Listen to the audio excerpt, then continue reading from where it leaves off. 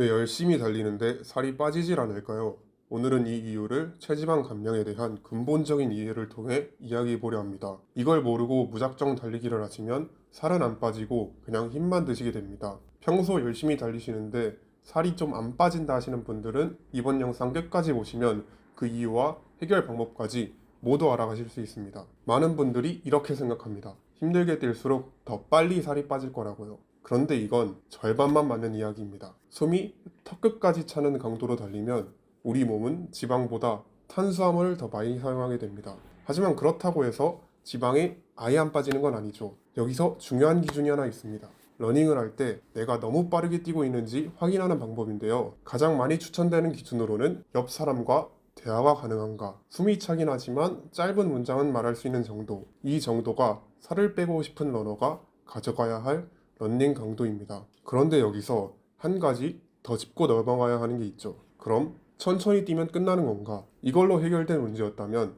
이미 많은 분들이 살을 빼셨을 겁니다. 진짜 문제는 운동 강도 하나로 설명되지 않습니다. 왜 우리는 열심히 움직이는데도 살이 잘 안 빠질까요? 핵심은 우리 몸이 변화를 막는 게 아니라 적응한다는 데 있습니다. 같은 운동을 반복하면 몸은 점점 그 자극에 익숙해지고 에너지를 덜 쓰는 방향으로 바뀝니다. 여기에 하나 더 겹칩니다. 운동을 하면 몸은 부족해진 에너지를 보충하려고 하죠. 그래서 나도 모르게 평소보다 식욕이 올라가는 경우가 많습니다. 이게 왜 중요하냐면 예를 들어 5km를 뛰어서 300칼로리를 소모했다고 해도 운동 후에 식사량이 늘어나거나 나머지 시간을 거의 다 앉아서 보낸다면 하루 전체 에너지 소비는 생각보다 크게 변하지 않을 수 있습니다. 그래서 최근에는 운동 자체보다도 일상 활동량이 굉장히 중요하게 여겨집니다. 여기서 중요한 포인트가 하나 있습니다. 러닝을 시작일 뿐이고 결과는 하루 전체에서 결정됩니다. 아침에 30분 열심히 뛰고 하루 종일 앉아있는 사람보다 중간중간 자주 움직이고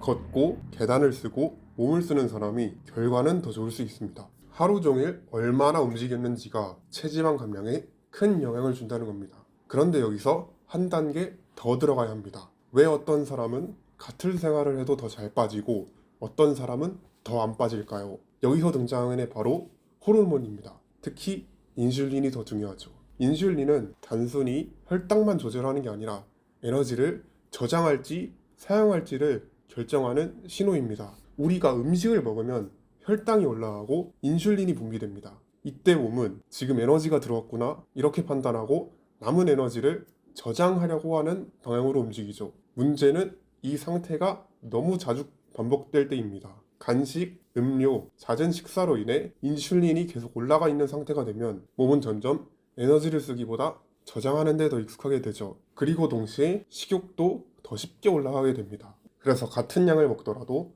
더 배고프고 더 먹게 되는 상황이 만들어집니다. 하지만 여기서 중요한 거 하나는 오해하지 않는 겁니다. 체지방 감소는 결국 하루 에너지 전체 균형에 의해 결정됩니다. 다만 인슐린 에너지 균형을 지키기 어렵게 만드는 변수죠. 즉 문제는 하나가 아니라 여러 요소가 동시에 작용하는 겁니다. 그럼 여기서 질문이 하나 생기죠. 그러면 우리는 대체 뭘 바꿔야 할까요? 복잡하게 생각할 필요 없습니다. 지금까지 이야기한 내용을 들어보시면 핵심은 딱 하나입니다. 몸이 저장 모드로 가는 상황을 죽이고 사용하는 흐름을 만들어주는 것. 이걸 일상에서 만들어줘야 합니다. 그래서 반복도 생각보다 단순하게 정리됩니다. 그렇다면 어떻게 해야 할까요? 방법은 복잡하지 않습니다. 하지만 방향이 중요합니다. 첫 번째, 먹고 나서 움직이는 습관입니다. 식후 가만히 앉아있기보다는 10분에서 20분 정도 가볍게 걷는 것만으로도 섭취한 에너지를 바로 사용하는데 도움이 됩니다. 만약 걷기 어려운 상황이라면 앉아있더라도 다리를 움직이거나 간단한 종아리를 올리는 운동인 카프레이즈를 반복하는 것만으로도 충분히 효과가 있습니다.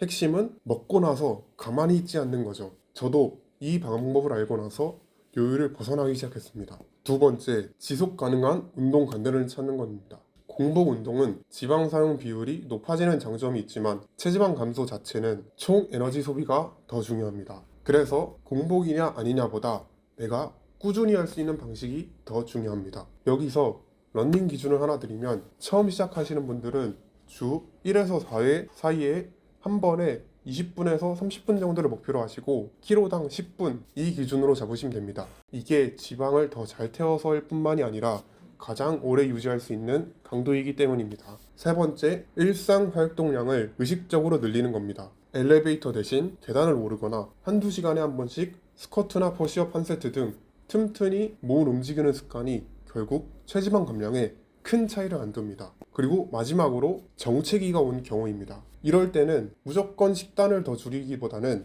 일시적으로 탄수화물 섭취를 늘려주는 리피드 전략이 도움이 될 수 있습니다. 이건 단순히 더 먹는 것이 아니라 몸의 적응을 풀어주는 하나의 전략입니다. 그리고 여기서 진짜 중요한 게 하나 있죠. 결국 제일 중요한 건 빈도보다 지속성입니다. 일주일에 7번 빡세게 뛰고 무너지는 것보다 일주일에 1번에서 3번, 2번에서 5번 사이더라도 꾸준히 이어가는 게 훨씬 효과적입니다. 러닝 기준으로 보면 더 명확해지죠. 주 7회 무리해서 뛰다가 2주 만에 포기하는 사람보다 주 1에서 2회라도 한 달, 3달, 6달 계속 뛰는 사람이 결국 더 많이 빠집니다. 왜냐하면 체지방 감량은 하루 이틀의 결과가 아니라 누적의 결과이기 때문이죠. 몸은 한 번의 강한 자극보다 반복되는 습관에 맞춰 바뀝니다. 러닝은 단기간 운동이 아니라 누적 운동입니다. 그래서 결국 중요한 건 하나죠. 끊기지 않는 흐름을 만드는 겁니다. 정리해 드리겠습니다.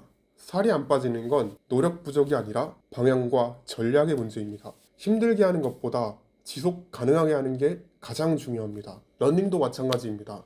빠르게 뛰는 것보다 꾸준히 이어가는 것이 결국 더 좋은 결과를 만듭니다. 그걸 이해하게 된다면 운동이 훨씬 덜 힘들어지고 체지방은 자연스럽게 줄어들게 될 겁니다. 오늘 영상이 도움이 되셨다면 구독과 좋아요 부탁드리고 궁금하신 점들이나 주제를 댓글로 남겨주시면 다음 영상에서 한번 다뤄보겠습니다.